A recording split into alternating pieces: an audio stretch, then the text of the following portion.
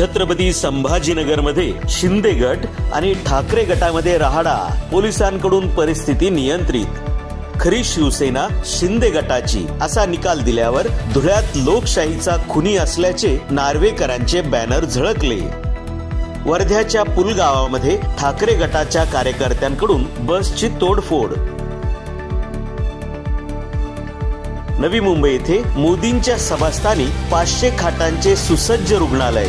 रायगड जिल्हा प्रशासन आणि आरोग्य विभागाचे विशेष नियोजन। राज्यात अवकाळी पावसाचं थैमान, संपूर्ण राज्यभर थंडीचा कडाका वाढणार। जळगाव येथे शेडनेट पॉली हाऊस मध्ये घोटाळा झाल्याचे निदर्शनास आणून देऊनही कारवाई होत नाही। स्वतःला जमिनीत गाडून घेऊन शेतकऱ्यांचं जिल्हा प्रशासनासमोर आंदोलन। 4 महिन्यांपूर्वीची घटना पडताळून न पाहता ॲपेरिक्षा चालकावर नवीन कायद्याप्रमाणे चुकीचा गुन्हा दाखल करणारे ट्रॅफिक पोलीस होणार उघड। मुख्यमंत्री एकनाथ शिंदे यांची यवतमाळ येथील शेतकरी मेळाव्याला उपस्थिती।